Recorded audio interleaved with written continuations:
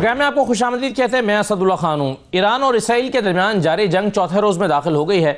दोनों तरफ से एक दूसरे पर हमला किया जा रहा है। इस जंग का आगाज़ 4 दिन पहले इसराइल की तरफ से किया गया, जब एटमी साइंसदानों और अस्करी क़यादत पर हमले किए गए और उनको चुन चुन कर निशाना बनाया गया। उसके बाद रात में जवाबी हमला किया ईरान ने इसराइल पर और इसराइल को नुकसान पहुंचाने का दावा किया। उसके बाद मुसलसल 4 दिन से दोनों तरफ से झड़पें जारी हैं, एक दूसरे पर मिसाइल दागे जा रहे हैं। इस जंग के असरात क्या होंगे? एक तरफ हम देख रहे हैं कि डोनाल्ड ट्रंप ये कह रहे हैं कि वो इसराइल और ईरान के दरमियान जंग बंद करा सकते हैं, सीज फायर करा सकते हैं, डील करा सकते हैं और सालिसी का किरदार अदा कर सकते हैं। और ये भी कह रहे हैं कि अगर सदर पुतिन सालिसी का किरदार अदा करते हैं तो वो भी मुझे कबूल होगा। लेकिन साथ ही साथ ये खबरें भी मौसूल हो रही हैं कि अमेरिका की तरफ से इसराइल को खुफिया तौर पर मिसाइल और हथियारों की सप्लाई भी हो रही है। यानी एक तरफ अमेरिका जंग बंद कराना चाहता है, डील कराना चाहता है, दूसरी तरफ इसराइल को हथियार भी सप्लाई कर रहा है। ऐसी खबरें भी शाया हो रही हैं। ये बहस भी पेंटागन में जारी है कि मजीद फौजी इमदाद इसराइल को दी जानी चाहिए इन हालात में या नहीं दी जानी चाहिए। तो हालात किस तरफ बढ़ रहे हैं? क्या ईरान के जो जोहरी ताकत है या जो तजर्बात हैं उसको क्या वाकई ऐसा नुकसान पहुंच चुका है नाकाबिले तलाफी कि वो अपने जोहरी मंसूबे को आगे नहीं बढ़ा सकता? और क्या वो इस मामले पर बातचीत करने के लिए तैयार है? क्या वो इस पर कॉम्प्रोमाइज़ करने के लिए तैयार हो जाएगा ईरान? ये एक बड़ा सवाल है। साथ ही साथ ये तज्जिया भी किया जा रहा है कि ये जोहरी तनसीबात पर जो हमला किया गया ये तो बहाना है। दरअसल रजीम चेंज करना असल मकसद है अमेरिका और इसराइल का। रजीम चेंज क्यों करना चाहता है अमेरिका, इसराइल, ईरान में? अल्टीमेटली उसके मकासद क्या होंगे? बहुत सारे हवाले हैं, बहुत सारे इसके पहलू हैं जिस पर बात करने की ज़रूरत है। मेरे साथ प्रोग्राम में ओवैस सोहिद साहब मौजूद हैं, सीनियर सहाफ़ी हैं। बहुत शुक्रिया ओवैस साहब, आपको खुशामदीद कहते हैं। ब्रिगेडियर हारिस नवाज साहब हमारे साथ मौजूद हैं, सीनियर दिफाई तज्ज़ियाकार हैं। बहुत शुक्रिया ब्रिगेडियर साहब, खुशामदीद। कुछ ही देर में हमें हसामुद्दीन मुहाजिरी साहब ज्वाइन करेंगे, ईरानी सहाफ़ी हैं। उनसे ताज़ा तरीन तेहरान की सूरत हाल लेंगे और वहाँ पर ईरान जो है वो तेहरान इनफैक्ट किस तरह से सोच रहा है इस सारी सूरत हाल में आगे बढ़ने के लिए। सबसे पहले हारिस ओवैस सोहिद साहब, आपसे अगर मैं शुरू करूं, आप कैसे देख रहे हैं ये जो जंग है, ये आपको सिमटती हुई नजर आ रही है, आगे बढ़ती हुई नजर आ रही है? अमेरिका का किरदार जो है वो एक डूबियस सा इसमें दिखाई दे रहा है, आप क्या देख रहे हैं? शुक्रिया असद। देखिए, बहुत ही खतरात जो हैं वो तो मंडला रहे हैं पूरे मशरिक़ वस्ता पे, पूरे गल्फ रीजन पे। एक इंतहाई गैर यकीनी की सूरत हाल है। और जिस तरह इजराइल ने जहरियत शुरू की है ईरान के ख़िलाफ़ जुमे की अलग सुबह को, ये 2 रोज़ कबल हुआ जब इतवार को अमान के अंदर मुज़ाकरात थे अमेरिका और ईरान के दरमियान। अगर ईरान रजामंद नहीं होता तो वो 5 राउंड ऑफ टॉक्स क्यों करता? ईरान अगर रजामंद नहीं होता तो 2015 के अंदर जो ओबामा एडमिनिस्ट्रेशन के दरमियान एक डील की थी, न्यूक्लियर डील, वो नहीं होती। जवाद ज़रीफ साहब उस वक्त थे, अगर जहाँ तक मुझे सही याद है। और ये खुद डोनाल्ड ट्रंप ने अपने पहले दौर के अंदर 2018 के अंदर उस मुआहदे को यकसर ख़त्म कर दिया। ये ईरान की ज़्यादती है या मगरबी ताकतों की? 2010 के अंदर से पाबंदियाँ लगाई हुई हैं आपने, और दूसरा $100 अरब के असासे आपने मुंजमद किए हुए थे, 2010 से किए हुए हैं आपने। सख्त पाबंदियां लगाई हुई हैं। फिर आप कहते हैं कि जी मज़ाकरात पे नहीं बैठते, और तरह तरह के मगरबी मीडिया के अंदर ये सवाल हो रहा है असद के ये मज़ाकरात पे कब बैठेंगे? मज़ाकरात पे बैठेंगे तो मज़ाकरात पे तो तैयार थे इतवार के रोज़। और जब अमेरिका के डोनाल्ड ट्रंप ये कहते हैं, उन्होंने तो बयान दिया था कि मुझे इल्म था कि इजराइल जो है वो हमला करेगा, लेकिन अमेरिका इसमें इन्वॉल्व नहीं है। मार्को रूबियो ने भी कुछ इस तरह का बयान दिया था, जो उनके सेक्रेटरी ऑफ स्टेट हैं। तो डोनाल्ड ट्रंप को जब ये इल्म था तो उस वक्त ये सीज फायर करते। और ये तो हमला जो है, क्या उन्हें ये नहीं पता था कि अमरीकी जो बेसेस हैं वो पूरे खत्ते में फैले हुए हैं? खुद उन्होंने अपने जो अमरीका ने अपने जो शहरी हैं और अपने पर्सनल हैं वो खत्ते से उनके इनखला के लिए एडवाइजरी निकाली और उसके लिए इंतज़ाम किया। तो ये एक बहस है इस वक्त मगरब के अंदर भी कि क्या ये इजराइल का हमला है या इजराइल और अमेरिका का हमला है।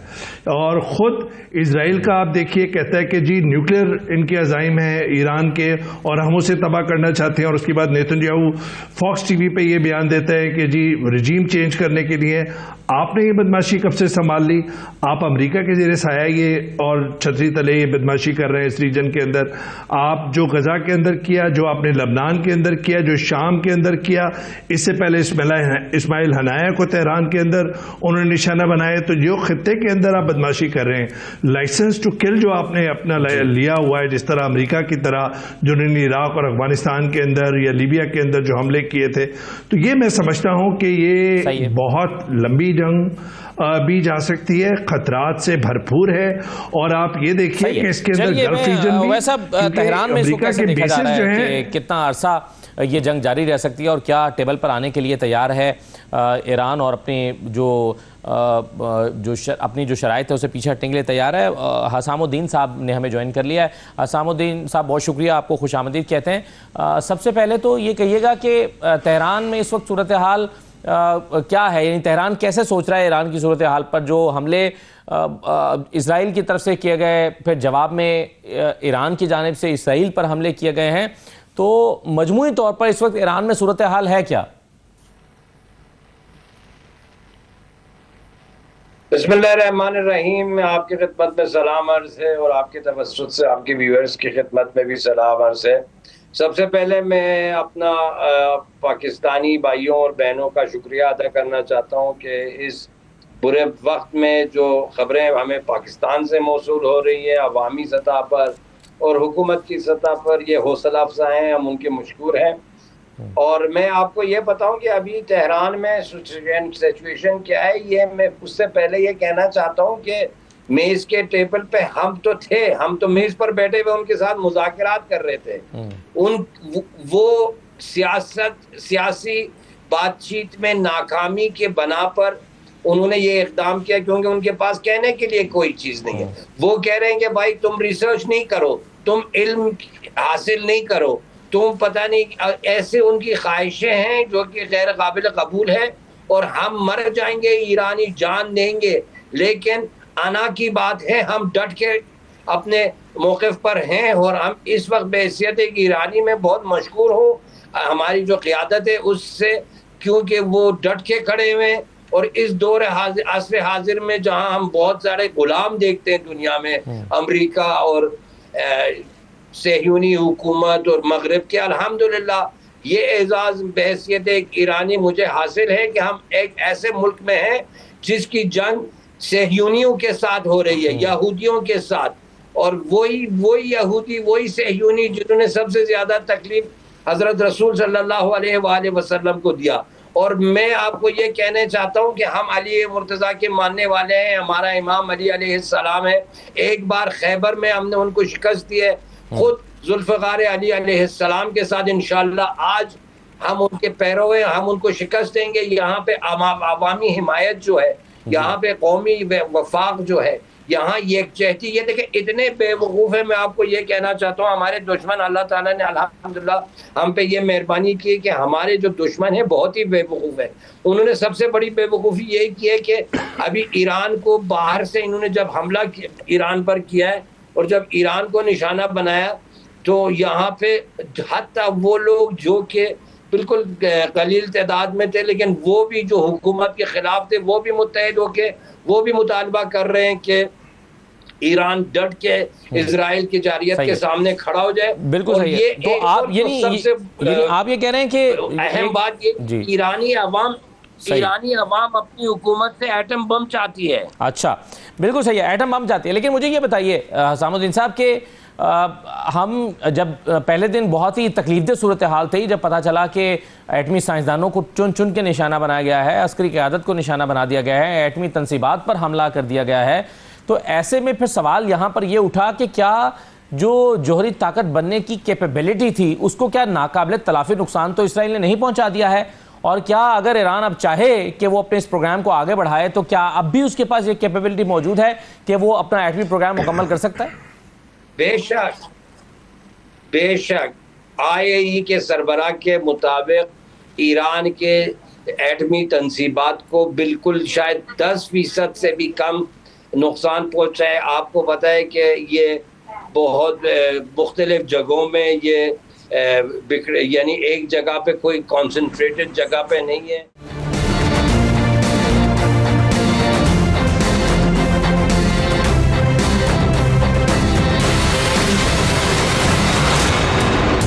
ब्रेक के बाद आपको दोबारा खुशामदीद कहते हैं। वैस साहब, आज बड़े अखबारात में ये खबरें लगी हुई हैं कि आयतुल्लाह खामनेई को शहीद करने का इजराइल ने मंसूबा बनाया और अमेरिका के पास जब ये मंसूबा पहुंचा तो उन्होंने इसको रद्द कर दिया और कहा कि इसे एग्जीक्यूट नहीं करना। और दूसरी तरफ वो हथियार भी सप्लाई कर रहे हैं, यानी वो इस जंग में बराह रास्त तो कूद नहीं रहे हैं लेकिन मदद भी कर रहे हैं और वो चाहते भी हैं कि ईरान को इतना कमज़ोर किया जाए कि वो न्यूक्लियर डील के लिए तैयार हो जाए। फिर हुकूमत के रजीम चेंज की खबरें भी हैं। आप अमेरिका के किरदार को कैसे देख रहे हैं वैसा? देखिए, अमेरिका के किरदार अगर आप तारीखी तौर पर देखें तो 1979 जब से खमेनी साहब का इस्लामिक रेवोल्यूशन आया था, जब से वो असली दुश्मन है ईरान के और इसी तरीके से इजराइल भी। तो और इजराइल और अमेरिका का गठजोड़, आपको पता है अमेरिका की एक जो स्टेटेड पॉलिसी है या उनकी जो नेशनल सिक्योरिटी पॉलिसी है उसका इंटीग्रल पार्ट है टू सपोर्ट इजराइल। तो ये बात तो हमारे नाज़रीन को भी समझ में आनी चाहिए कि क्यों सपोर्ट आपस में एक दूसरे को कर रहे हैं, किस तरीके से अमेरिका की छतरी तले जो है वो गजा के अंदर जो है वो जेनोसाइड हो रहा है, किस तरीके से लेबनान और शाम और फिर अब ईरान के अंदर जो उन्होंने टारगेट किया हुआ है या एग्रेशन अपना शो कर रहे हैं नेतन्याहू, तो वो तो कोई छुपी हुई बात नहीं है। दूसरी बात ये कि जो खबर लीक हुई है कि जी आयतुल्लाह खमेनी साहब को, जो सुप्रीम लीडर हैं ईरान के, उनको असैसिनेशन का प्लान था। देखिए, इतने ये रेवोल्यूशनरी गार्ड्स के जो चीफ जो मारे गए हैं इस हमले के अंदर, उससे पहले कासिम सुलेमानी साहब को ट्रंप के ही दौर के अंदर मारा गया था।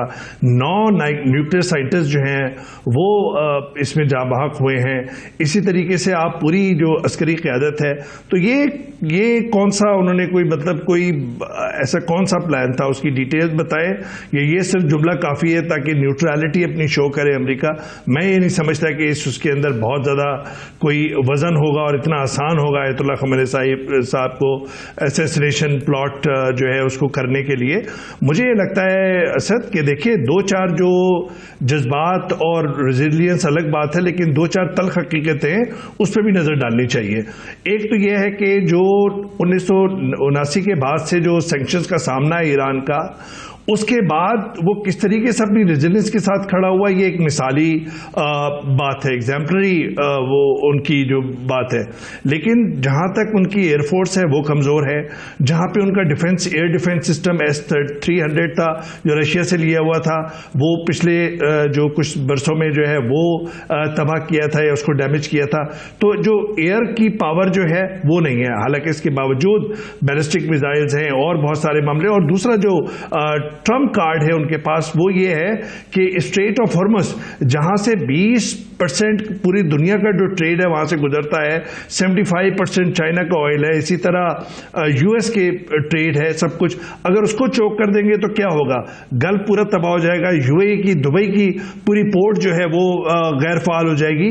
तो बहुत कुछ स्टेक्स पर है जो ईरान हासिल कर सकता है इस रीजन के अंदर। बिल्कुल सही है। असामुद्दीन साहब, अब मेरा 2-3 सवाल आपसे हैं। एक तो ये कि अगर अमेरिका का और इजराइल का प्लान ये है कि रजीम चेंज किया जाए और एक ऐसी हुकूमत यहाँ पर बनाई जाए जिससे फिर अपनी मर्जी के प्लान जो है वो, यानी एटमी प्रोग्राम के हवाले से अपनी मर्जी की चीज़ें मनवाई जा सकें या उनके साथ न्यूक्लियर डील अपनी मर्जी की जा सके, तो आप मुझे सबसे पहले तो ये बताइए कि क्या ईरान में जो हुकूमत है वो अपने मजबूत पैरों पर खड़ी हुई है या रजीम चेंज का कोई खदशा मौजूद है?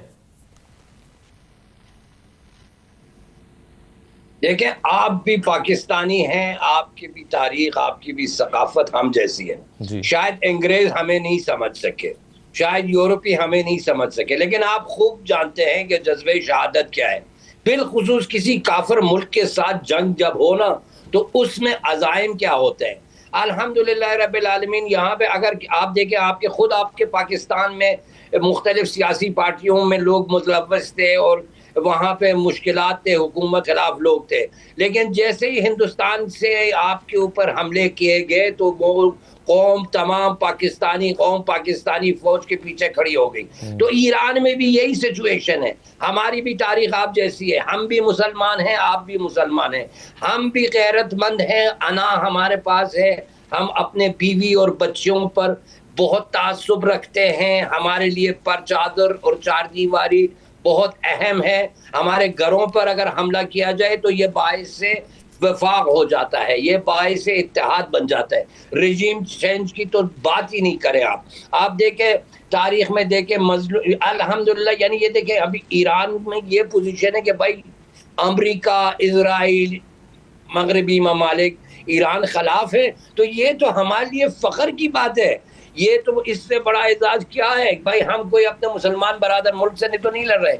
आप देखें वो उन्होंने जब ईरान के खिलाफ सद्दाम हुसैन की हुकूमत की तवस्सुत से जंग किया था तो उसमें एक मसला ये था कि भाई हम अपने मुसलमान मुल्क के साथ जंग में, अब तो वो भी नहीं है, हम लोग मर के शहीद हो जाएंगे, हम लोग मर के हमारे को जिंदगी अबदी मिलेगी, वो मर के नीस्तो नाबूद हो जाते हैं, वो बंकरों की तरफ भागते हैं, हम महाज की तरफ भागते हैं। बहुत फर्क है आपने जो बातें कही है। ईरान ने 47 साल से इंकलाब आया ईरान में, दिन बे दिन ईरानी हुकूमत, मैं आपको बताऊं किसी दूसरे मुल्क में 2 साल नहीं 1 महीना पाबंदी कोई लगा के देखे, मुल्क खत्म हो जाएगा। यहाँ पे ये पाबंदियां हमारी मजबूती की वजह बन चुकी हैं। सही है। यहाँ पर हमारी जो मिसाइली ताकत है, आपके जो हमारे पैनल में लोग बैठे हैं, मैं उनसे मेरे गुजारिश ये कि इल्तिजा ये कि जाके देखें किसकी हिम्मत है इस खित्ते में, किसकी हिम्मत है इस दुनिया में कि अमेरिका के मुंह में खड़ो के उसके मुंह में ऐसे रहबर इंकलाब सुनाते हैं उनको ऐसे अल्फाज से नवाजते हैं कि वो उनकी कभी तारीख में, हम दूसरे ममालिक में हम देखते हैं वो लोग खड़े होकर अमेरिकी सदर के सामने झुक जाते हैं, लेकिन हम लोग एक ऐसे गैरतमंद लोग हैं, हम एरियंस हैं। हमारी तारीख आप देखें 5000 साल ईरान की, 5000 साल ईरान की तारीख। बिल्कुल हसन साहब आपने कहा आप एलियंस हैं, आप यानी हम बिल्कुल मुख्तलिफ लोग हैं, लेकिन ये जो सवाल अभी ओवैस वही साहब उठा रहे थे ना, वो कह रहे थे कि ये जो आप जाहिर है आपका जोशो जज्बा, जुनून, अना, गैरत, ये तो सब बातें जो आप कह रहे हैं वो तो उसमें तो कोई किसी को शक ही नहीं है, लेकिन अगर आपको तवील लड़ाई लड़ना पड़ी तो क्या ईरान के पास इतनी ताकत है, क्या उसका air system, defence system, air force इतनी स्ट्रांग है कि वो एक तवील लड़ाई लड़ सकता है? ये सवाल था बुनियादी तौर पर। तवील देखें, ईरान का काम ही तवील लड़ाई है। हम लोग चाहते हैं कि ये देखें, सबसे पहली बात मैं आपको एक बात बताऊं, ये जो इजराइल इतना बड़ा आप जो दिखा रहे हैं इसको दुनिया में, वो एक छोटा सा हमास के मद्दे मुकाबले अपना काम नहीं कर सका। आप कह रहे हैं कि अभी आप मेरे पैनलिस्ट कह रहे हैं कि भाई हमास को उन्होंने कमजोर कर दिया, हिजबुल्लाह को कमजोर कर दिया। अगर कर दिया है कमजोर तो क्यों अपने कैदी को ये लोग अपने घरों पे वापस नहीं ला सकते? क्या वहां पे क्यों वो 1.5 साल तकरीबन 2.25 साल से वहां पे वो अपने जो उनका जो हमास को खत्म करने का सिलसिला था, क्यों हमास को खत्म नहीं कर सकते? एक छोटा सा हमास को खत्म नहीं किया है उन्होंने। वो अभी हिजबुल्लाह को क्या उन्होंने खत्म कर दिया? क्या यमन में हौसी जो है वो खत्म हो गए? ये हम लोगों को हम अपनी आंखों को खोल के देखना चाहिए कि भाई हौसी अभी भी उनको दाग रहे। ईरान तो एक बहुत बड़ा मुल्क है, यमन तो खित्ते का सबसे करीब मुल्क है। हमारे पास देखे खेती बाड़ी है, हमारे पास रिसोर्सेस है, हमारे पास सब बिजली है, पानी है। हमारा एक मुल्क जो जियोग्राफिकल आप देखें पोजीशन हमारा देखें, हमारे जो स्ट्रेटेजिक पोजीशन आप देखें, हम हर जगह यानी खित्ते में हम, आपने स्ट्रेन ऑफ हॉर्मुज़ की बात की, आप देखें मगरिब और मशरक़ के बीच में ईरान है। हम अगर हमारे साथ ये लोग सही ना करें तो हम यहाँ पे कोई जहाज भी उड़ने नहीं देंगे इस खित्ते से। तमाम अरब ममालिक भूख से मर जाएंगे अगर ईरान से इन्होंने कोई तवील जंग शुरू करने की। देखें, याद होगा आपको 2 साल पहले अरब ममालिक इस बात के ख्वाहिशमंद थे कि ईरान के खिलाफ जंग हो जाए। अभी सबसे बड़े मुखालिफ जंग के कौन हैं? यही खलीज फार्स के अरब ममालिक। वजह ये कि उनको पता होगा कि भाई वो चैन से नहीं बैठ सकेंगे। ये आप ये ना देखें, ईरान की जो एक मिसाइली ताकत है वो सब के लिए काफ़ी है। हमारे जो फासला है सऊदी इजराइल से 2000 किलोमीटर है। अमरीकी बेस तो हमारे पास ही हैं, आज़रबाईजान में देखें, खलीज फारस के ममालिक में देखें, बहुत बहुत सारे ऑप्शंस है। हसामुद्दीन मुहाजिरी हमारे साथ मौजूद है, ईरानी सहाफ़ी, तेहरान से हमें ज्वाइन किया हुआ था उन्होंने, और ब्रिगेडियर हारिस नवाज साहब भी हमारे साथ प्रोग्राम में शरीक रहे। आप सबका बहुत शुक्रिया। एक छोटा सा ब्रेक लेते हैं, ब्रेक के बाद खुर्रम शहजाद साहब हमारे साथ मौजूद होंगे। ईरान की जंग के असरात तो मुरतब होना शुरू हो गए हैं, हम देख रहे हैं कि ऑयल प्राइसेस बढ़ गई हैं, पाकिस्तान में भी बढ़ गई हैं। आने वाले दिनों में अगर ये जंग तवील चलती है या कुछ अर्से तक और चलती है तो इसके क्या असरात पाकिस्तान की ऑयल प्राइसेस पे और उसके नतीजे में इकॉनमी पे मुरतब होंगे। एक छोटा सा ब्रेक लेते हैं, इस पर बात करते हैं खुर्रम शहजाद साहब के साथ ब्रेक के बाद।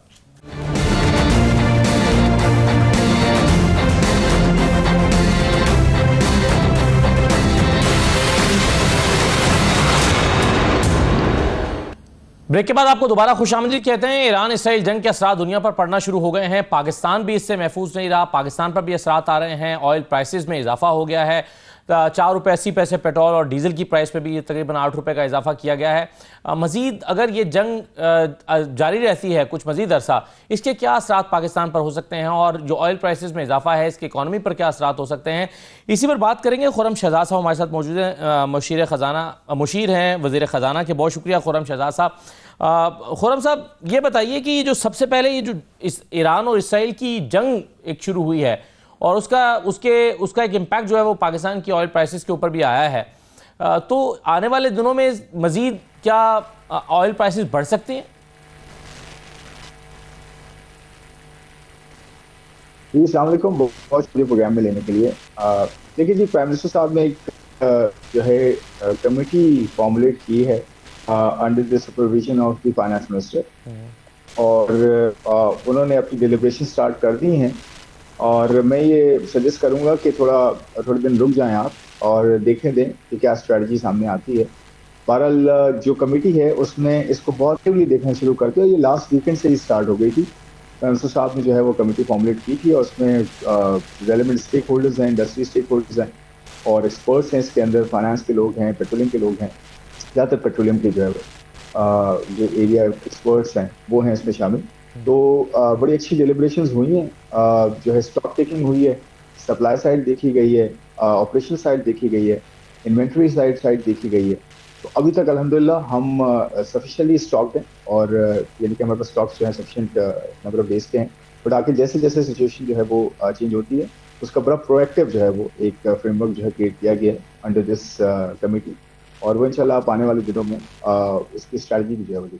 खुर्रम साहब, हमने पिछले कुछ अर्से में देखा कि जब इंटरनेशनल मार्केट में ऑयल प्राइसेस कम हुई थी तो पाकिस्तान में वो जो डिफरेंस था वो पास ऑन नहीं किया गया था और लेवी लगा दी गई, और उसका जो फ़ायदा है वो ज़ाहिर है वो पाकिस्तान की इकॉनमी में चले कंट्रीब्यूट हुआ।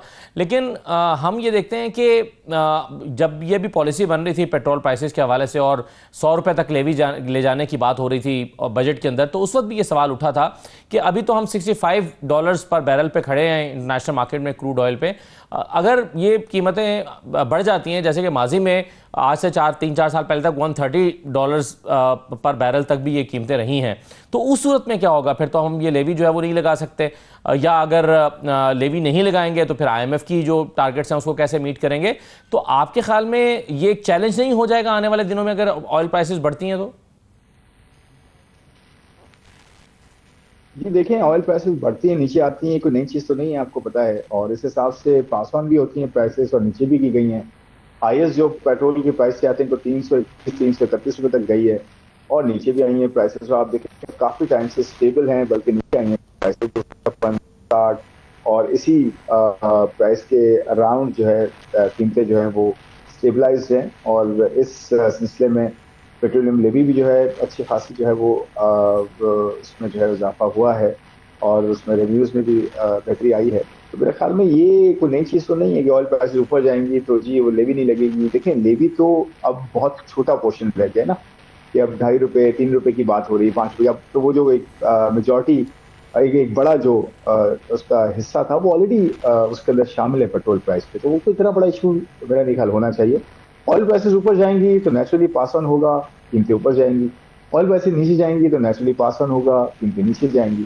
तो ये तो जी देखें एक स्टैंडर्ड है और ये प्राइसेस पास ऑन भी होती हैं और नीचे भी जाती हैं, ऊपर भी जाती है। तो बहरहाल में इसी हिसाब से चीज़ें चलेंगी, जो कि एक स्टैंडर्ड फॉर्मूला। चाहिए। खुर्रम साहब, चेयरमैन FBR ने ये स्टेटमेंट दी है कि 1600 अरब का टैक्स चोरी करते हैं 5% अमीर अफराद। जो अमीर लोग हैं वो सालाना 1600 अरब का टैक्स चोरी कर रहे हैं। ये बहुत बड़ा फिगर है। आपके ख्याल में एफबीआर अपनी तमाम तर कोशिशों के बावजूद या अपनी जो रिफॉर्म्स लाने का दावा किया जाता है उसके बावजूद ये इस चैलेंज से क्यों नहीं निपट पा रहा है एफबीआर? देखिए, ये बड़े अच्छे नंबर्स हैं। ये कुछ महीनों में पिछले जो है डेटा एनालिटिक्स के थ्रू और डेटा इंटीग्रेशन के थ्रू, कोलैबोरेशन के थ्रू जो है ये फैक्ट्स सामने आए हैं कि बहुत नंबर ऑफ इंडिविजुअल्स कम है। आई थिंक कोई 1,79,00,000 कुछ लोग जो बनते हैं। ये टोटल 3,90,000 समथिंग बनते हैं और उनमें से 1,79,000 जो है ना वो हाई वैल्यू, ये कह लें कि इवेडर्स हैं, tax evaders, high value tax evaders. तो ये वो हैं तो जिसमें 1600 अरब रुपया जो है ना, आप देखें। अच्छा, इसकी स्टैंडर्ड भी मैं बताता हूँ कि जिस तरह से है कि जिसके पास मिनिमम 2 गाड़ियां हैं, एक घर है या इस तरह कुछ प्लॉट्स हैं, फिर कोई बैंक के अकाउंट्स हैं, ये वो लोग हैं। ऐसा भी नहीं है कि जी मिनिमम गाड़ी रखने वाले, एक कोई छोटी गाड़ी, वो नहीं है। जो है ना, ये एक बेंचमार्क है इसके अंदर। वो लोग 1600 अरब रुपया जो है वो टैक्स नहीं देते, इसके बावजूद कि वो एबल हैं और वो एलिजिबल हैं। सही है। देखें, अब जो है ना बजट में प्रपोजल ये दिया गया है जिस पर कानून साजी हो रही है कि जो टैक्स एलिजिबल हैं वो टैक्स नहीं देंगे तो वो क्राइम कर रहे होंगे। और अगर यानी कि वो अब नॉन फाइलर की कोई डेफिनेशन हमने नहीं दी। अब government Pakistan, minister of finance ने, एफबीआर ने प्रपोजल जो दिया है वो ये है कि जी हर कोई फाइलर होना चाहिए, एलिजिबल है या नहीं है, यानी कि टैक्स दे सकता है, आता है टैक्स नेट में या नहीं आता, वो एक अलग डेफिनेशन है।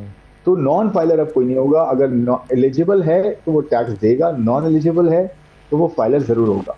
नहीं देगा, अगर एलिजिबल जो टैक्स देने वाला एलिजिबल है वो नहीं देगा तो वो क्राइम करेगा। उसको बैंक अकाउंट खोलने की जो है इजाजत नहीं होगी, उसको जमीन लेने की इजाजत नहीं होगी, उसको गाड़ी लेने की इजाजत नहीं होगी, उसको इन्वेस्टमेंट करने की सिक्योरिटीज में इजाजत नहीं होगी। आपको पता नहीं, ये बातें बड़ी होती आई थी काफी टाइम से, लेकिन अब एक्शन जो है इस पे होना है। तब जाके आपके ये रिटेलर्स की हम बात करते हैं, होलसेलर्स की बात करते हैं, हाई नॉन टैक्स पे इंडिविजुअल्स की बात करते हैं।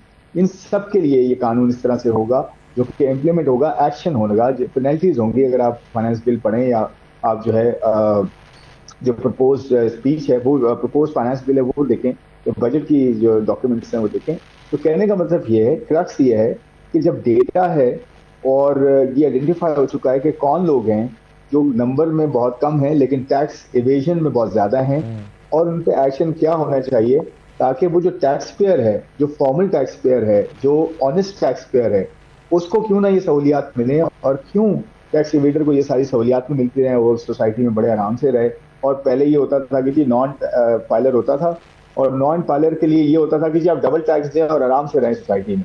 ये एक तरह से एमनेस्टी चल रही थी ना जी, कि आप डबल टैक्स दें और आराम से रहें। ये नहीं होना चाहिए, ना होगा। तो कानून साजी हो जाए, हम एक्सपेक्ट करते हैं कानून साजी हो जाए इस पे, ये अप्रूवल हो जाए इसके, तो इंशाल्लाह आप देखेंगे इस पर एक्शन होगा, और वो सब होगा जो कि हम बात करते आए थे, लेकिन वो रिफॉर्म्स नहीं हो पाए एफबीआर के, वो अब हो रहे हैं। सही है सर। एक तरफ तो आपने खुद भी कहा कि ये यानी ये बड़ी होशरुबा फिगर है और कम लोग हैं लेकिन बहुत बड़ा नंबर है जो वो नहीं दे रहे, लेकिन दूसरी तरफ जो है वो बड़ी तादाद में गरीब लोग भी हैं जो पॉवर्टी लाइन से नीचे हैं। वर्ल्ड बैंक की रिपोर्ट के मुताबिक वो 44% हैं।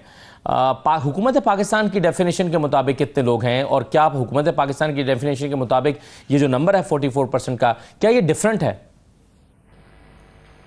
अच्छा, ये बड़ी इंटरेस्टिंग जो डॉक्यूमेंट है वर्ल्ड बैंक का, अगर आप देखें उस डॉक्यूमेंट को पढ़ें तो उसके अंदर डेफिनेशन जो है, जो डॉलर है, जो पर डे जो वेज है या पर डे जो डॉलर इनकम है, उस पे उसको जो है वो कैलिब्रेट किया गया, रिकैलिब्रेट किया गया। 4.2 डॉलर पहले डेफिनेशन थी जी, पहले डेफिनेशन थी लेट्स से $2 की जी। अब वो बढ़ा के अगर 3.5 हो गई है या 4.5 हो गई है, 4.25 हो गई है, तो नेचुरली है ना, ये तो नेचुरल है कि आपकी इनकम जो है उसके हिसाब से ज्यादा नंबर ऑफ पीपल जो है उसके अंदर आएंगे। ये पूरी दुनिया में हुआ है, ऐसा नहीं है कि पाकिस्तान की पॉवर्टी लेवल्स बढ़ गए या ओवरनाइट कोई गरीब हो गया। ये रिकैलिब्रेशन है डेटा की, कि मिसाल के तौर पर आज वो $5 कर देना तो आप देखेंगे बड़े बड़े कंट्रीज उसमें जो है वो गुर्बत में बढ़ जाएंगे। तो देखें, ये रिकैलिब्रेशन ऑफ डेटा है, इससे कोई ओवरनाइट गरीब नहीं हो गया। उस डेफिनेशन को चेंज करके आप कहेंगे अब गरीब की डेफिनेशन चेंज हो गई है, तो उस हिसाब से वो उसको प्लीज देखें। ऐसा नहीं कि ओवरनाइट गरीब हो गए।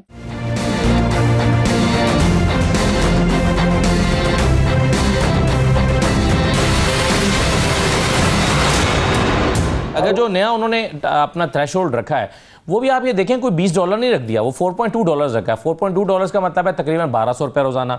1200 रुपये रोजाना का मतलब है तकरीबन 36,000 रुपये महाना, और यानी चलिए मिनिमम वेज जो 37,000 है उसके लगभग चला जाएगा। अब 37,000 में भी एक आम आदमी का बजट तो नहीं बन सकता, वो जाहिर है इन एनी केस वो पॉवर्टी लाइन से तो नीचे ही जिंदगी गुजार रहा है ना। तो वर्ल्ड बैंक ने कोई जाती तो नहीं की है ये नंबर $4.2 का देके, बड़ा रीजनेबल ये नंबर है। चलिए आप इसको, अगर वर्ल्ड बैंक के नंबर पर एतराज भी है तो आप यूं कह सकते हैं कि पाकिस्तान में 44% लोग जो हैं वो 36,000 रुपये महाना नहीं कमा सकते, तो फिर भी सर ये बड़ी तशवीशनाक फिगर है। हाँ, मैं ये एक्सप्लेन करना चाह रहा हूँ। देखें, पहले नंबर क्या था आपको याद है वर्ल्ड बैंक का? $3.6 था। दिए थे। नहीं, जो पॉपुलेशन से नीचे लोग थे, पॉवर्टी लाइन से नीचे लोग थे, वो कितने थे परसेंटेज, आपको याद है कुछ? नहीं, आप बताइए। मैं बताता हूँ आपको, 39% थे। ठीक है, 39 और 40% के अराउंड थे। इनकी डेफिनेशन के हिसाब से, वर्ल्ड बैंक की बात कर रहा हूँ, उसके हिसाब से अगर 40% थे और वो 44 हुए, 4% का इजाफा हुआ। ये 25% से 44 नहीं हुए, तो 4% का जो इजाफा नजर आ रहा है वो उसने डेफिनेशन चेंज की है। तो आज वो डेफिनेशन अगर $10 कर देता है तो ये हो सकता है 55 हो जाए, 60 हो जाए। लेकिन मैं ये कहना चाह रहा हूँ कि देखें, ये तो करीब की अगर डेफिनेशन ओवरनाइट नहीं है, लेकिन मैं आपकी बात से इससे एग्री करता हूँ कि ये एक्चुअली रिस्क्स हैं, ये चैलेंजेस हैं कि हमें जो है लोगों को पॉवर्टी की जो मिनिमम लाइन होती है उससे ऊपर लेकर आना है। फिर उसके साथ एम्प्लॉयमेंट बेहतर करनी है, इन्वेस्टमेंट लेकर आनी है, सोशल सेक्टर में, सोशल साइड पे हेल्थ एंड एजुकेशन के बड़े इश्यूज हैं, उनको ठीक करना है। मैं तो एग्री कर रहा हूँ, मैं तो कह रहा हूँ सोशल इश्यूज में दो बड़े प्रॉब्लम्स हैं। क्लाइमेट का इशू है, यानी कि हमारे जो एग्जिस्टेंशियल थ्रेट्स हैं, क्लाइमेट का बहुत बड़ा प्रॉब्लम है, एनवायरमेंट का। दूसरा हमारे पास पॉपुलेशन ग्रोथ का बहुत बड़ा मसला है, और उसके साथ एसोसिएटेड लर्निंग पॉवर्टी का बहुत बड़ा मसला है, उसके साथ एसोसिएटेड हेल्थ केयर का बहुत बड़ा इशू है। तो ये तो ठीक करने हैं, मैं तो ये एग्री कर रहा हूँ कि हमारे पास ये चैलेंजेस हैं, हमें करना है इनको ठीक। मैं तो ये कह रहा हूँ सर, मौजूदा हालात में एज एन इकोनॉमिस्ट आप क्या समझते हैं कि एक आम आदमी की या एक मजदूर की मिनिमम वेज क्या होनी चाहिए पाकिस्तान में, जिसमें वो अपना 2 बच्चों के साथ घर चला सकता है? देखें, मेरे ख्याल में तो जो दुनिया की स्टैंडर्ड जो होती है डेफिनेशंस, वो डेवलपिंग मार्केट से या अंडर डेवलप्ड मार्केट्स के हिसाब से क्या होती हैं, मेरे ख्याल में वही चाहिए। मैं इसकी कोई खास नंबर तो आपसे नहीं इस वक्त शेयर कर सकता या उस पर कॉमेंट कर सकता, बट मेरे ख्याल में आपकी पर कैपिटा इनकम जो है वो उसको देखना चाहिए कि वो इमर्जिंग मार्केट्स में क्या है, फ्रंटियर मार्केट्स में क्या है, अंडर डेवलप्ड इकोनॉमीज में क्या है और डेवलप्ड इकोनॉमीज में क्या है, और आपके पास वो प्लान होना चाहिए जो कि उनको नेक्स्ट फ्यू ईयर्स में ऊपर लेके जाए। और मैं ये समझता हूँ कि पॉपुलेशन और क्लाइमेट की जो मैंने बात की है, इन पे अगर हम काबू पा सकते हैं और इस पर हमें फंडिंग की अप्रूवल्स मिली हैं, ये बहुत अच्छी बात है कि वर्ल्ड बैंक ने आपको first time country partnership framework दिया है $20 बिलियन का फॉर द नेक्स्ट 10 ईयर्स। इसी तरह आपको रेजिलियंस एंड सस्टेनेबिलिटी फाइनेंस मिला है IMF से, ये भी फर्स्ट टाइम मिला $1.4 बिलियन। अब ये हम पर है कि हम किस तरह उसको यूटिलाइज करते हैं। हमसे मुराद ये है कि फेडरेशन और प्रोविंसेस ये मिल के whole of the government approach लेके चलें, तो पर कैपिटा इनकम को मिड लेवल कंट्रीज या even slightly above level countries पे लेकर आए, और हम ये 1800, 1600, 1700 से निकलें 2000, 2500, 3000 पे पहुंचे। और वो उसी वक्त होगा जब हम सारे मिल के काम करेंगे और स्ट्रक्चरल रिफॉर्म्स में सपोर्ट करेंगे एक दूसरे को। स्ट्रक्चरल रिफॉर्म से मेरी मुराद है फिस्कल साइड के रिफॉर्म्स हैं, टैक्स के रिफॉर्म्स हैं, एक्सपेंडिचर साइड है, राइट साइजिंग है, पेंशन है, प्राइवेटाइजेशन है, और इसके अलावा एनर्जी के रिफॉर्म्स हैं, सिविल सर्विसेज रिफॉर्म्स हैं, और आपका सबसे बड़ा रिफॉर्म जो है वो डिवोल्यूशन ऑफ पावर्स है प्रोविंसेस से नीचे लोकल लेवल पे, ताकि एक आम आदमी को उसके डोर स्टेप पे जो है उसको जो है सर्विसेस मिल सके। खुद साहब, हमारे पास कोई अनएम्प्लॉयमेंट का इस वक्त फिगर है कि पाकिस्तान में कितने लोग अनएम्प्लॉयड है? आई थिंक 6-6.5% कुछ अराउंड फिगर इसका लास्ट जो है देखा जाए इसके अराउंड सही है। और में एम्प्लॉयबल पॉपुलेशन जो होती है उसका परसेंटेज होता है। और जब हमारा सर्विस सेक्टर अपने टारगेट्स पूरे नहीं कर रहा, हमारा GDP अपने टारगेट पूरे नहीं कर रहा, हमारा जो इंडस्ट्री है लार्ज स्केल मैन्युफैक्चरिंग वो माइनस में है, चलिए SMEs ने कुछ बेहतर दिया है, यानी हम अपने टारगेट्स पूरे नहीं कर रहे, तो ऐसी सूरत में तो ये तो कोई इम्कान ही नहीं है ना कि अनएम्प्लॉयमेंट के फिगर में कोई बेहतरी आ जाए, यानी ये बढ़ेगा ही यानी केस अगर हम अपनी ग्रोथ के फिगर्स पूरे नहीं कर रहे। नहीं, हमने ग्रोथ के फिगर्स किस तरह पूरे नहीं किए। देखिए, जो ग्रोथ का नंबर आया है वो 2.7% आया है। जो टारगेट था वो आप सही कह रहे हैं 3-3.5% के अराउंड या 3.5% के बीच में ही 3.6 3 से 3.5% आप कर लें, ठीक है। तो 2.7% का जो है वो टारगेट आपका ग्रोथ का अचीव नहीं हुआ, लेकिन उसके रीजंस आपने देखे होंगे जब प्रेस कॉन्फ्रेंस भी हुई और पाकिस्तान सर्वे भी लॉन्च हुआ, तो उस पर आपने टारगेट्स देखे होंगे क्या टारगेट्स थे और कहाँ से पूरे नहीं हुए। दो बड़े एरियाज है ना जिसमें लार्ज स्केल मैन्युफैक्चरिंग है और एग्रीकल्चर सेक्टर में बड़ी जो क्रॉप्स हैं वो हैं। तो इन दोनों में तो कमी हुई है, लेकिन दूसरे एंड पे छोटी इंडस्ट्रीज ने और छोटी फसलों ने कंट्रीब्यूट भी किया है। इसलिए आप देखें कि एक तरफ ग्रोथ का नंबर तो आपके पास रीजनेबल आया है, लेकिन दूसरे टारगेट्स आपने देखे हैं जो कि सबसे बड़ा इशू है एक आम आदमी का, जो अभी आप एम्प्लॉयमेंट की बात कर रहे हैं, अभी आप गुर्बत की बात कर रहे हैं, वो इन्फ्लेशन का टारगेट है। इन्फ्लेशन का टारगेट जो आपको पता है, जो medium to long term target भी था 5 से 7%। पाकिस्तान ने इस साल जो ये चल रहा है साल, अभी जून कंप्लीट नहीं हुआ, इसमें 4.6% की इन्फ्लेशन दी है, जो कि medium to long term target से भी नीचे है। और इसके अलावा आप देखें मार्च के महीने में रिकॉर्ड लो इन्फ्लेशन थी। एक तरफ रिकॉर्ड हाई थी 2023 में जो कि 49% इन्फ्लेशन पहुंची थी, और अब 0.3% पे आई है जो रिकॉर्ड लो है मंथली, और वो भी रमजान के महीने। कभी आपने सुना कि रमजान के महीने में 0.3% इन्फ्लेशन हुई है? सही। अल्हम्दुलिल्लाह रमजान के महीने में प्राइसेस स्टेबल रही। मैं एक और नंबर आपसे शेयर करता हूँ। मैं यहाँ बताना चाह रहा हूँ कि एक बहुत मिल के जो एफर्ट की गई हैं जिसकी वजह से इन्फ्लेशन में कमी हुई है, वो क्या थी? नंबर 1, आप ये देखें कि 4 बड़े कंट्रीज जो कंपेरेबल हैं, जो IMF प्रोग्राम में भी 1-2 कंट्रीज हैं, जिसमें आप देखें अर्जेंटीना है, उसमें इजिप्ट है, उसके अलावा 2 और कंट्रीज नाइजीरिया और तुर्की देख लें। इनकी इन्फ्लेशन, जब हमारी इन्फ्लेशन 38% थी मई 2023 में, इनकी एवरेज इन्फ्लेशन कोई 35% के अराउंड थी, एवरेज चारों की, यानी कि इतनी हाई उनकी भी थी। आज हमारी इन्फ्लेशन 4.6 है, और आपको पता है इन चारों कंट्रीज के एवरेज क्या है? वो आज भी 35% है, 35, 36 और 40% के बीच में है। इसका मतलब ये हुआ कि हमने कुछ ऐसा किया, मतलब एक कॉम्बिनेशन था ऑफ कोर्स, गवर्नमेंट के initiative, policy, stability in PKR, Pakistani rupee, बाहर की प्राइसेस नीचे आई, ग्लोबल जो कमोडिटी प्राइसेस हैं, तो सबने मिलकर किरदार अदा किया, तो पहुंचा ना एक आम आदमी तक उसका एक असर के उस रफ्तार से महंगाई नहीं बढ़ी बल्कि रिकॉर्ड लो पे आ गई। और कुछ फूड प्राइसेस तो नीचे भी हुई है, आटे की कीमत देख लें आप, और आप फ्रूट्स की और सब्जियों की कीमतें देखें, दालों की देखें। तो मैं कहने का मतलब यह है कि आप कहने टारगेट अचीव नहीं हुए, ग्रोथ के ऑफकोर्स टारगेट अचीव नहीं हुए, और वो ग्रोथ देखें इस तरह बाय डिजाइन भी किया जा रहा है कि ग्रोथ को हम बहुत ज्यादा आउट ऑफ प्रोपोर्शनेट ना करें, फिर हम IMF के पास दोबारा पहुंचेंगे, फिर डॉलर आपका जो है महंगा हो जाएगा, फिर आपका जो है वो महंगाई बढ़ जाएगी, फिर आपकी। खुर्रम साहब बिल्कुल सही है आपकी बात। ये तो बात समझ आती है कि आप 6% से ऊपर जाएंगे तो आपके लिए मसाइल पैदा हो जाते हैं। इवन 5% से ऊपर ले जाना भी शायद आपकी इकोनॉमी को हिलाता है, या वो सस्टेनेबल उस तरह से नहीं रहता। लेकिन बहरहाल जो फिगर्स गवर्नमेंट खुद अपने लिए तय करती है, उन फिगर्स को अचीव करना तो मेरा ख्याल है जाहिर है उसको तो प्लान सोच समझ के किया जाता है ना, कि आप 3.6 रख रहे हैं, इसका मतलब है कि 3.6 की कैपेसिटी तो हमारी इकोनॉमी में है जिसको हम अचीव नहीं कर पा रहे हैं ना। मेरा तो सवाल सिर्फ ये था। जी, मैं तो आपसे कह रहा हूं कि देखें, अब मैं फसलों की एग्जांपल देता हूं कि अगर वीट है, चावल है, या और कॉटन क्रॉप है, देखें कुछ एनवायरमेंटल इश्यूज भी ना। मैंने क्लाइमेट की जो बात की ना कि रिस्क है बड़ा, ऐसे नहीं कहा मैंने क्लाइमेट रिस्क है बड़ा, क्योंकि आपकी फसलों को अफेक्ट कर रहा है। आपकी फसलों में अगर बारिशें लेट हो रही हैं तो पानी टाइम पे नहीं मिल रहा, ठीक है, फिर आपकी एक जंग चली है साथ में, उस जंग के नतीजे में वो पानी रोक के बैठे हुए हैं और वो कह रहे हैं कि जी हम आप पानी रोकेंगे, और वो ये बड़े मसले हैं आपके। तो देखिए मैं कहना चाह रहा हूँ कि जो इशू है ना वो बियॉन्ड सर्टेन कंट्रोल है। ऐसा नहीं है कि जी कोई एक अगर आप जो है ना टारगेट देंगे और वो अचीव कर लेंगे, और उसमें बहुत सारे और फैक्टर्स भी प्ले करते हैं। लेकिन मैं ये कहना चाह रहा हूँ कि देखें जहाँ तक टारगेट्स के ताल्लुक है, इंटरेस्ट रेट से लेकर, रुपए से लेकर, इन्फ्लेशन से लेकर, फिस्कल से लेकर, ये सब चीजें अचीव हुई हैं, लेकिन स्टेबिलिटी कंटिन्यू होगी और कन्वर्ट होगी हाई ग्रोथ में, सस्टेनेबल ग्रोथ में, उस सूरत में जब मैंने आपको रिफॉर्म्स की बात की है ना, वो होने दें, वो कंटिन्यू करने दें। बिल्कुल सही, उसकी एक कॉल हमने पे की है। बहुत शुक्रिया, होने दो तो बहरहाल में बहुत शुक्रिया खुर्रम शहजाद साहब, बहुत शुक्रिया।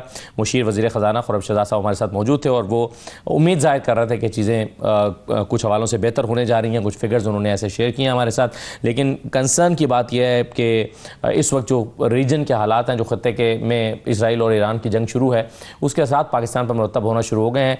और जिस तरह से हमने ऑयल प्राइसेस के हवाले से पॉलिसी बनाई है कि हम 100 रुपये तक लेवी और फिर कार्बन लेवी लगा रहे हैं, अगर इंटरनेशनल मार्केट में प्राइसेस ऊपर चले गई तो क्या हम 350 रुपये का लीटर पेट्रोल बेचेंगे और बेच पाएंगे, और क्या हम ख़रीद पाएंगे? और अगर नहीं बेच पाते और अपनी लेवी को कम करते हैं तो फिर क्या हमारे टारगेट्स अचीव हो पाएंगे? फिर IMF के एतराज़ात दूर कैसे होंगे?